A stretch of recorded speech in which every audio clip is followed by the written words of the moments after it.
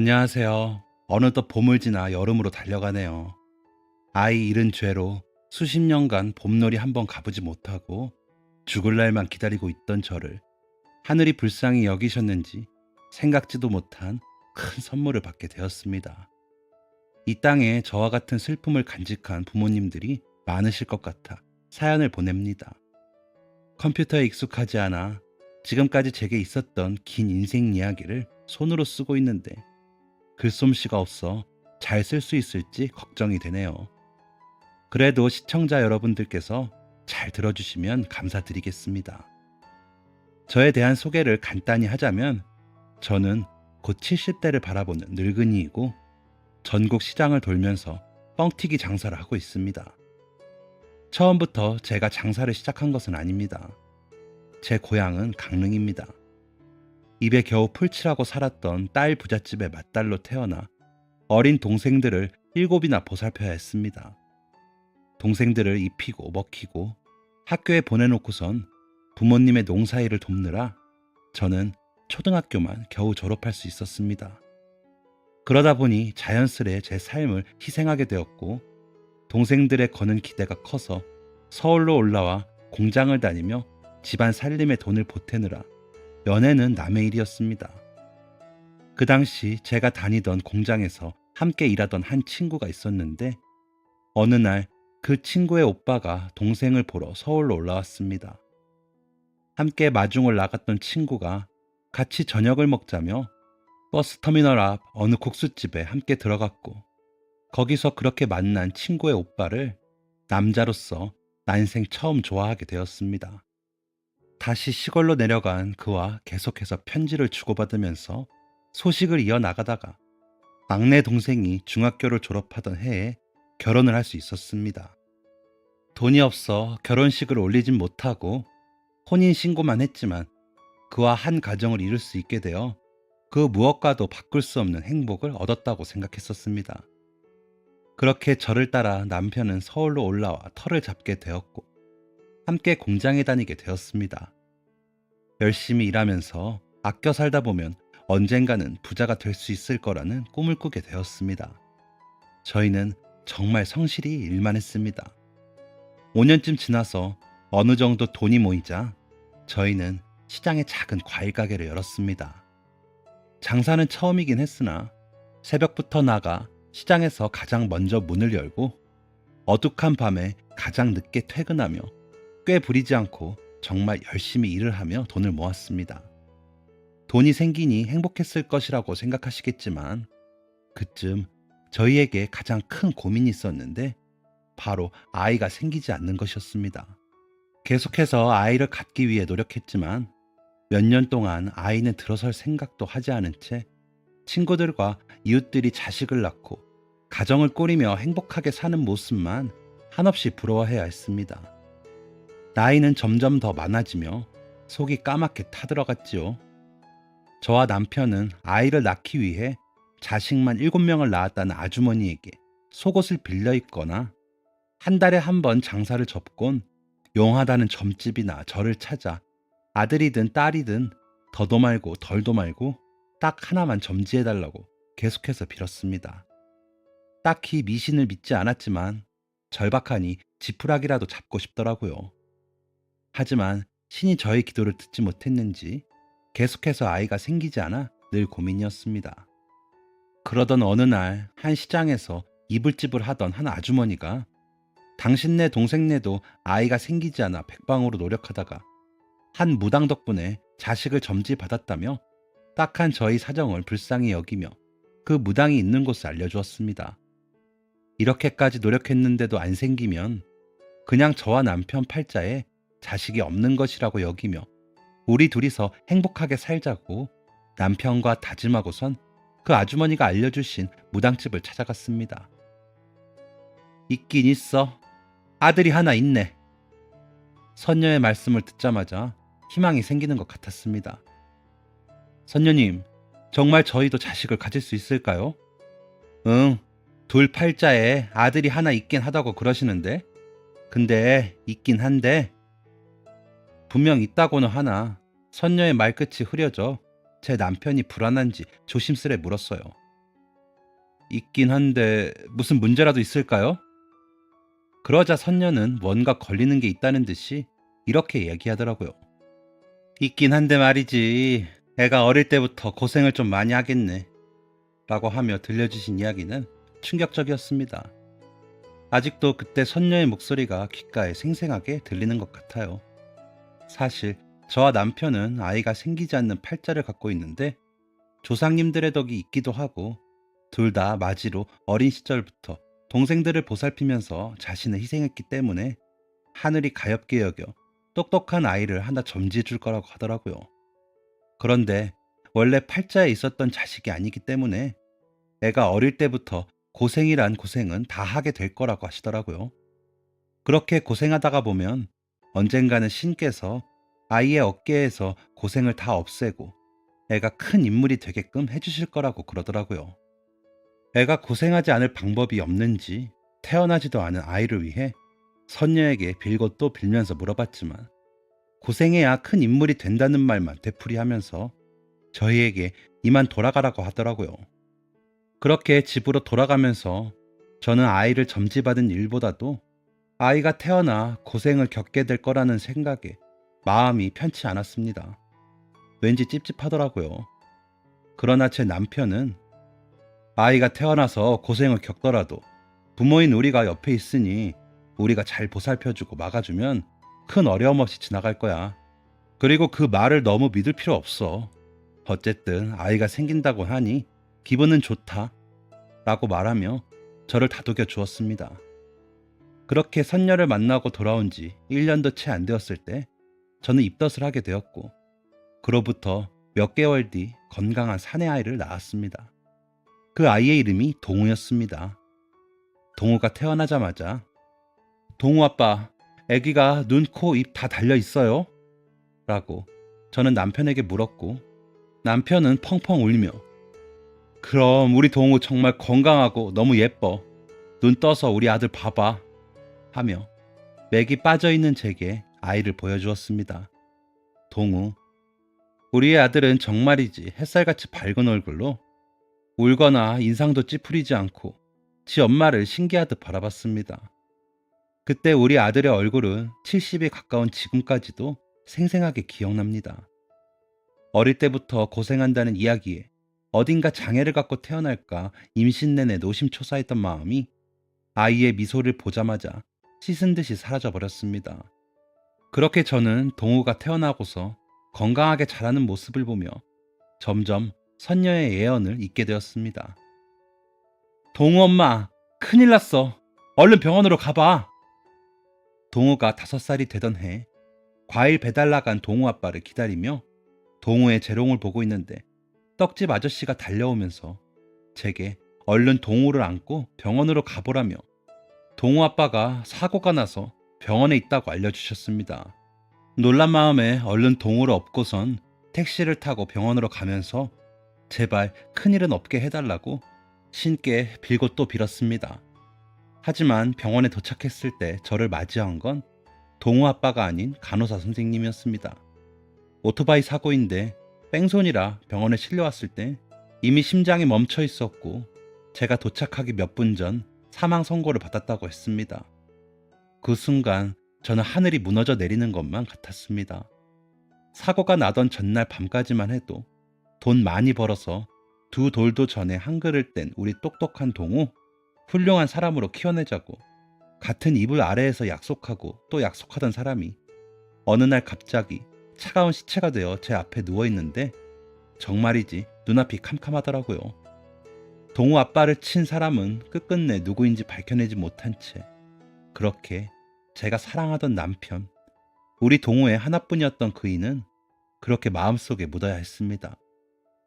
동우 아빠가 그렇게 허망하게 가고 나서 슬퍼할 겨를도 없이 그이가 동생 결혼을 위해 받았던 대출 때문에 은행에서 갚으라고 독촉장이 오더라고요. 과일 장사하면서 벌었던 돈으로 일부 갚았지만 앞으로 남편 없이 동우를 키우면서 저 혼자 벌어야 했기 때문에 손이 딸리기도 해서 가게를 줄여야 했습니다.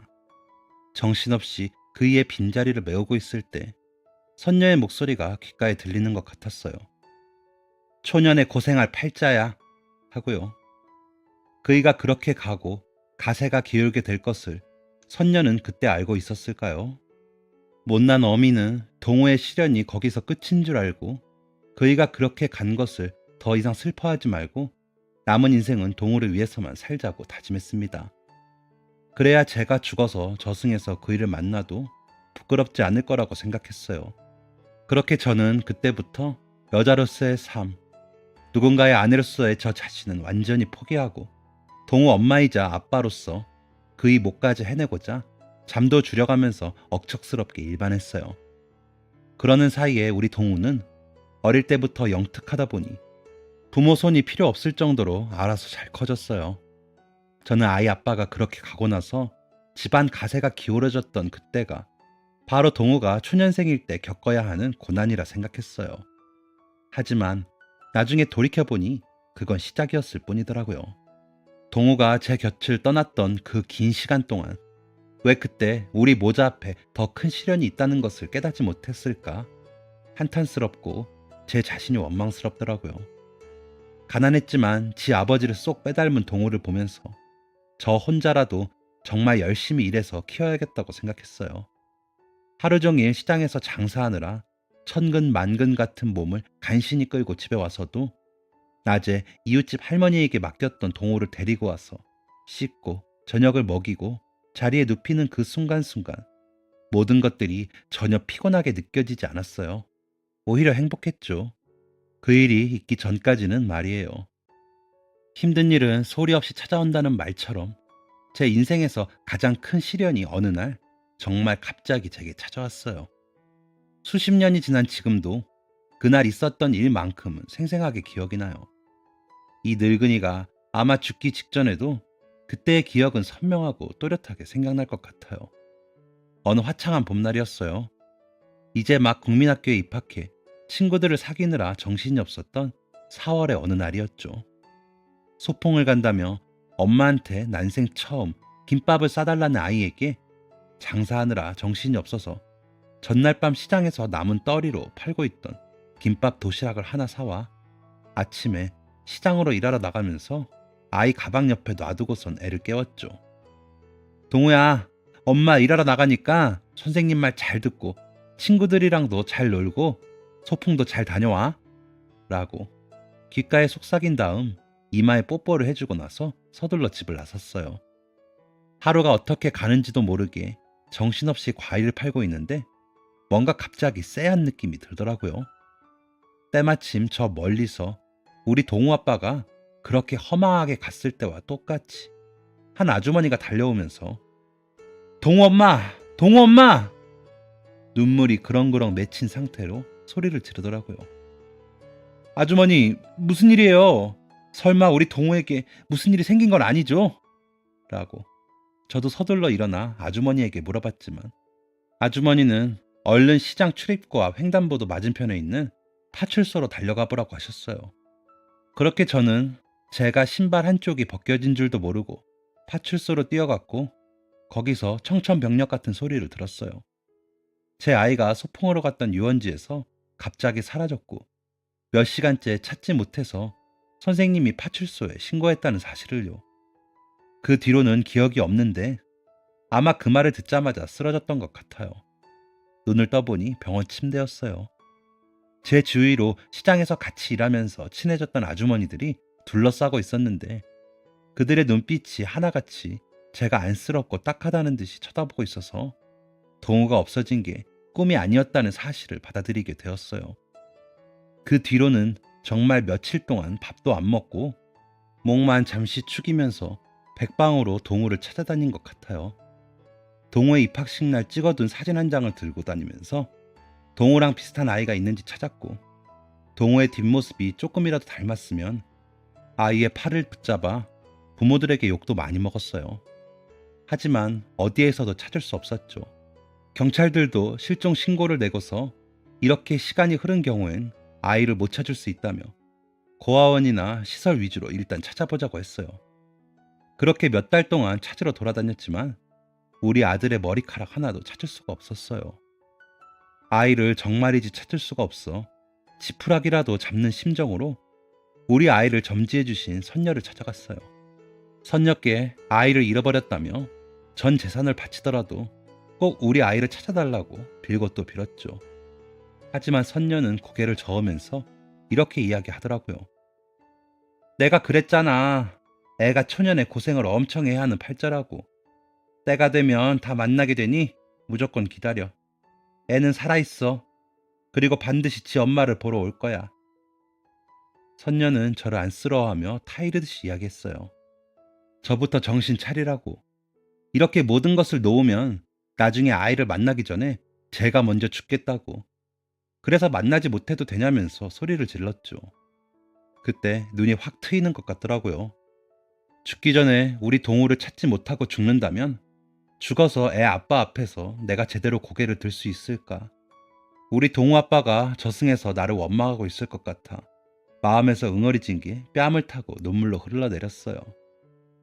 그래, 그래. 이제라도 밥 잘 먹고 열심히 살다 보면 분명 자식은 보고 죽을 수 있을 거야. 그러니 너부터 정신 차려. 그렇게 선녀의 이야기를 듣고 저는 스스로를 다독이며 몇 달 만에 정신을 차려 집으로 돌아올 수 있었습니다. 하지만 도저히 가만히 앉아서 아이가 올 때까지 몇 년, 몇십 년이 걸릴 세월을 기다리고만 있을 순 없었습니다. 그래서 동우 아빠에겐 정말 미안했지만 과일 가게를 팔아서 그 돈으로 뻥튀기 기계를 사고 운전면허를 땄어요. 전국을 돌아다니면서 장사를 하게 된다면 분명 우리 아들이 어느 날 엄마 하며 저를 찾아오지 않을까 싶었어요. 그래서 우리 동우가 가장 좋아하는 것을 팔아야겠다고 생각했고 그렇게 뻥튀기 장사를 시작하게 되었어요. 그래도 동우가 언젠간 집을 찾아올 거라는 생각에 집은 팔지 않고 전국을 돌아다니면서 가끔씩만 집에 옷가지를 챙기거나 며칠씩 쉬러 왔었는데요. 그마저도 애를 잃어버린 어미년이 편하게 쉴 수는 없다는 죄책감에 가끔씩 새우 잠만 자고 일하러 떠났어요. 그렇게 장사를 하며 전국을 떠돈 지 수십 년의 세월이 흘러 저는 벌써 칠순의 나이에 다다르게 되었어요. 점점 늙어가면서 모든 기억이 희미해져 동호의 얼굴도 갑자기 잘 생각나지 않는 날들이 늘어갔어요.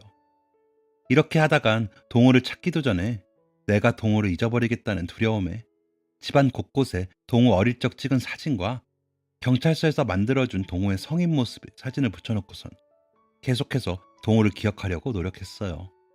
동호를 잊지 않기 위해서 그리고 찾기 위해서 정말 제 인생은 버려가며 했던 많은 노력들이 하늘에 닿아서였을까요? 기쁜 일은 슬픈 일보다 더 소리 없이 제 인생에 찾아오더군요. 어느 비 오는 날이었어요. 그때 제가 서울 아현시장에서 뻥튀기를 팔면서 우리 아들 어렸을 적 사진이 대문짝만하게 그려진 전단지를 함께 손님들께 나눠드리고 있었어요. 혹시라도 이렇게 어른으로 자란 우리 아들을 아시거나 본 분들이 있다면 제게 꼭 좀 연락해달라고 이제 일상이 되어버린 아들을 찾는 일을 하며 뻥튀기를 팔고 있었어요.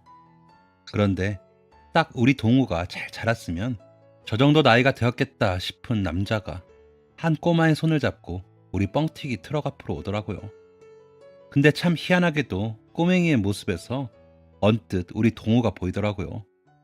동우가 어릴 때 저렇게 생겼는데 하는 생각이 들면서도 남자가 입은 옷들이 늙은 노인이 봐도 제법 값어치가 있어 보이길래 우리 동우 생각이 나서 어디선가 제대로 사람 구실은 하고 살고 있을까 마음 한켠이 울컥해지더라고요. 30대 중반은 되어 보이는 남자가 제 앞에 서서는 아주머니 이거랑 이거 주세요 하면서 뻥튀기 몇 봉지를 손에 잡더라고요. 지 아빠 손을 잡고 있던 꼬맹이가 입이 귀에 걸린 채 방방 뛰면서 좋아하는 모습을 보니 우리 동우가 생각나 계산을 해주면서 이쁜 애기한테 뻥튀기 하나 더 준다며 과자 하나를 손에 쥐어 보냈어요. 남자는 감사하다고 아이한테도 할머니께 감사드린다고 해야지 하면서 환하게 웃더라고요. 제 아비를 닮아서 꼬맹이도 저렇게 활짝 웃는구나 싶어 바라보느라 우리 동호를 찾는다는 전단지를 건네지 못했어요. 잠깐 넋이 나가 있었죠. 그래서 지금이라도 쫓아가서 전단지를 줘야겠다는 생각에 남자와 아이가 뻥튀기를 사고선 갔던 방향으로 서둘러 발걸음을 옮겼어요. 늙은이라 빨리 뛸 순 없었지만 저 멀리서 남자와 아이가 보이더라고요. 저기 하는 순간 횡단보도를 건너려는 남자와 아이 옆으로 쌩 하면서 어디선가 오토바이가 튀어나와 옆을 스치고 지나갔어요. 순간 아이가 오토바이랑 부딪힐 뻔했는데 아이 아빠가 아이를 확 끌어당기면서 애를 품에 안고 구르더라고요. 놀란 마음에 서둘러 아이 아빠를 살피러 갔는데 이를 처음부터 끝까지 보고 있었던 사람들이 몰려들자 아빠 품 안에 파묻혀 있던 애가 엉엉 지 아빠 허리를 잡으면서 울더라고요. 그런데 남자는 구르면서 충격이 있었는지 깨어날 생각을 하지 않았습니다. 누군가 119에 신고하고 아이 아빠를 깨우기 위해 계속 흔들었지만 남자는 눈을 뜨지 않았고 그러면 그럴수록 애는 옆에서 더 자지러지게 울었습니다. 계속 놔뒀다간 애 아빠가 깨어나기도 전에 애가 너무 우느라 잘못될 수 있겠다는 생각에 우리 동호를 안듯 아이를 얼른 안아서 등을 어루만져 주었습니다. 우리 애기 놀랐지? 곧 아빠는 일어날 거예요. 그니까 눈물 뚝 그치자. 라고 하면서 아이를 달래주었어요.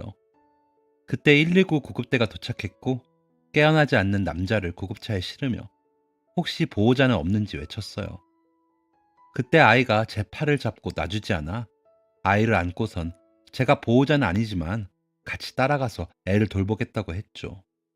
그러면서 시장에서 친하게 된 이웃집 반찬가게 형님에게 뻥튀기 장사 좀 잠시 맡아달라며 문자를 보냈어요. 그렇게 저와 남자, 아이가 탄 구급차는 서둘러 근처에 있던 병원에 도착할 수 있었어요. 혹시 이 환자 보호자세요? 라고 묻는 간호사 선생님에게 저는 보호자는 아니에요. 애가 너무 울어서 사고 났을 때 따라왔어요. 라고 하면서 잠든 아이의 얼굴을 보여주었어요. 간호사 선생님은 알겠다는 듯이 고개를 끄덕이곤 남자의 주머니에서 휴대폰을 꺼내 어디론가 전화를 하더군요.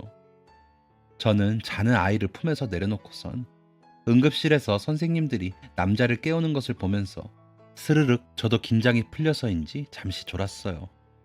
몇 분이 지났을까?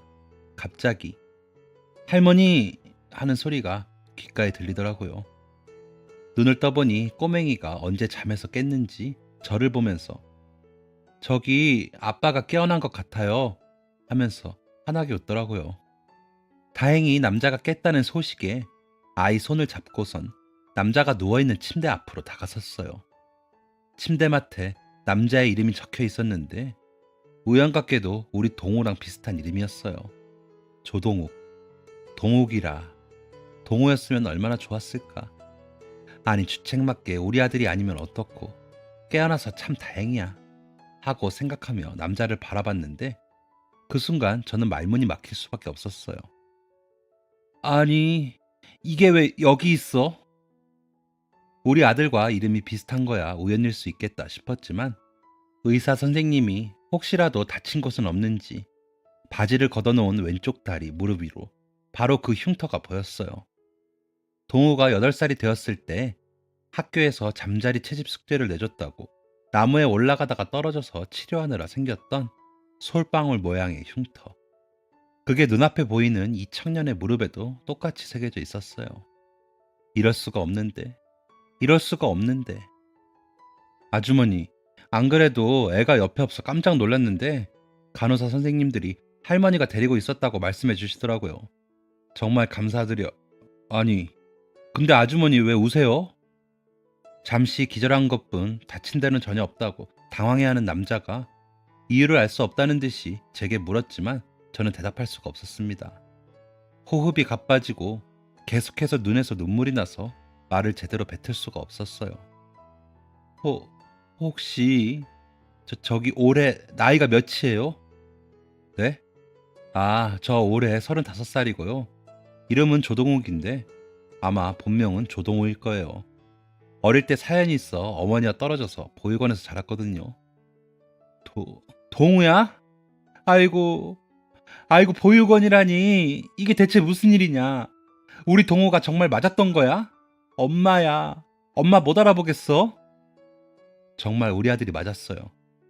꿈에서 동우 아빠를 만날 때마다 35세 어렵게나 10년도 채 같이 못 살고 떠나보낸 우리 동우가 너무 가여워서 선녀의 말대로 꼭 어디선가 사람만 있다면 지금 죽어도 여한이 없다면서 베개가 흠뻑 적시도록 울었었는데, 세월을 건너서 우리 아들이 진짜 선녀의 말대로 돌고 돌아 결국 지 애미를 찾아온 것이었어요.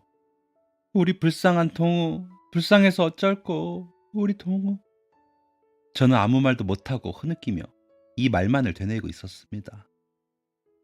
아주머니, 혹시 그럼 성함이 김향자 숙자 맞으세요? 맞아, 맞아. 내가 네 엄마야. 네 무릎에 있는 그 솔방울 모양 상처, 학교 숙제로 잠자리를 잡으려다가 그렇게 된 거잖니. 우리 아들. 죽기 전에 이렇게 우리 아들을 보다니. 맞아요. 제가 맞아요. 어렴풋이 학교에서 숙제 내준 것 때문에 뒷산에 올랐다가 다쳤을 때 치료하고 나서 생긴 흉터였는데, 진짜. 아니, 제 어머니가 맞는 거죠?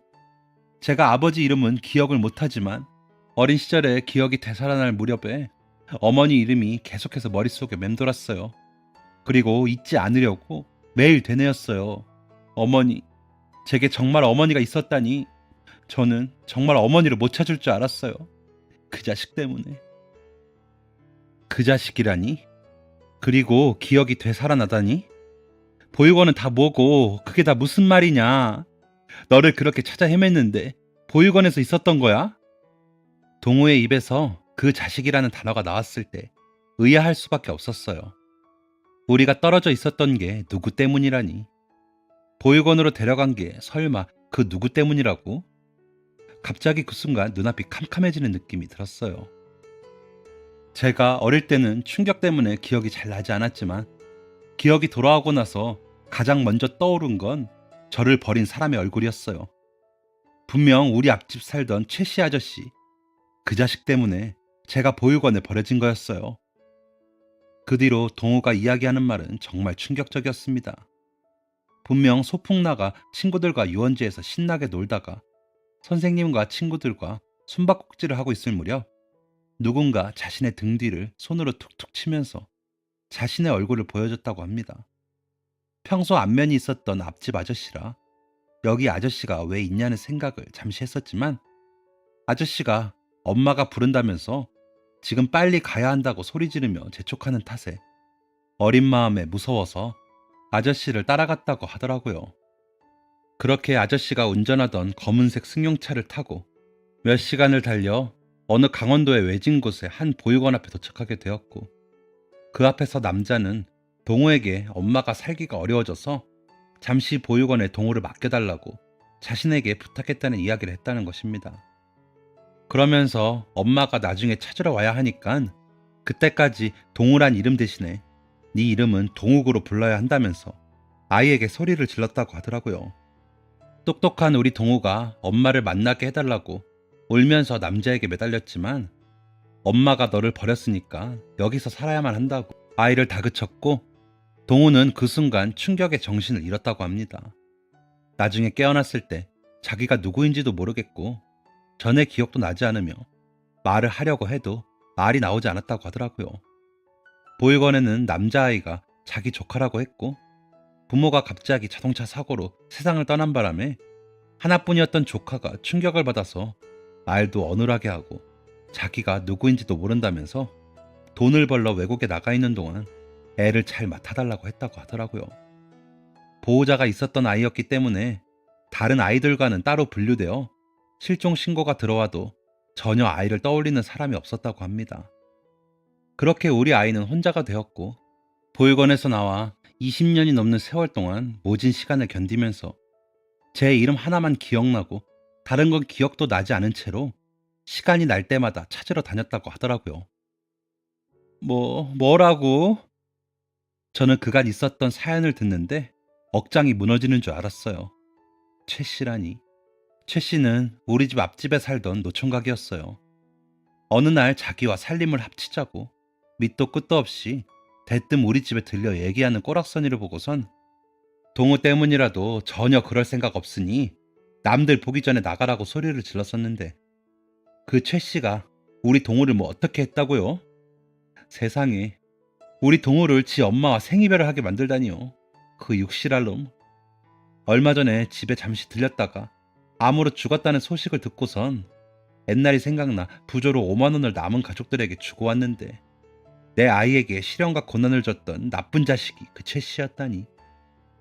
어머니, 저 그래도 정말 열심히 살아서 번듯한 직업도 갖고 있고요. 어느새 이렇게 예쁜 아들도 낳았어요. 어머니가 너무 보고 싶어서 아까 사고 날 때도 우리 어머니는 보고 죽어야 하는데 하는 생각이 제일 먼저 나더라고요. 아이고 내 새끼 우리 동우 이제야 다시 만나다니. 내가 이제야 죽어서 동우 네 아버지를 볼 면목이 생기는구나. 창하다 우리 동우. 살아있어서 너무 고맙다. 우리는 그렇게 병원에서 온 사람들이 구경 올 정도로 병실이 떠나가게 소리내며 울었고 곁에 있던 꼬맹이, 아니 우리 손자 녀석도 합세해 3대가 같이 어린애들처럼 엉엉 울었답니다. 그 일이 있은 후 저는 유전자 검사 결과가 나온 뒤 뻥튀기 장사를 모두 정리하고 우리 동훈애와 살림을 합쳤어요. 물론 며느리도 동우가 사람 보는 눈이 좋았는지 정말 참하고 좋은 여자였고 같은 사무실에서 일하는 터라 함께 살면서 아이를 키워달라고 먼저 이야기를 꺼내더라고요. 갑자기 생긴 늙은 시어머니인데도 저를 따스하게 맞이하는 그 아이의 모습을 보며 손을 잡고 또 어린 애기처럼 저는 계속 울기만 했습니다. 저는 지금 늙음하게 그 누구보다도 행복합니다.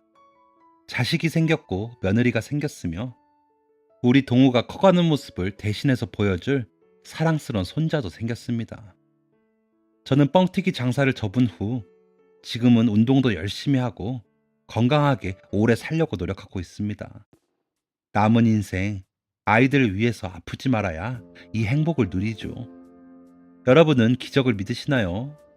저는 우리 동우를 만났기 때문에 기적을 몸소 경험했기 때문에 앞으로는 믿으려고요. 여러분이 힘든 일이 있다면 분명 언젠간 기적이 올 거예요. 이 기적을 경험하고 나서 저는 교회에 나가 기도도 열심히 드리고 있답니다. 기적을 만나게 된다면 있는 힘껏 기회든 행복이든 무엇이든 잡으시길 바라겠습니다. 제 이야기를 들어주셔서 진심으로 감사드립니다. 안녕히 계세요. 지금까지 사연 들어주셔서 감사합니다.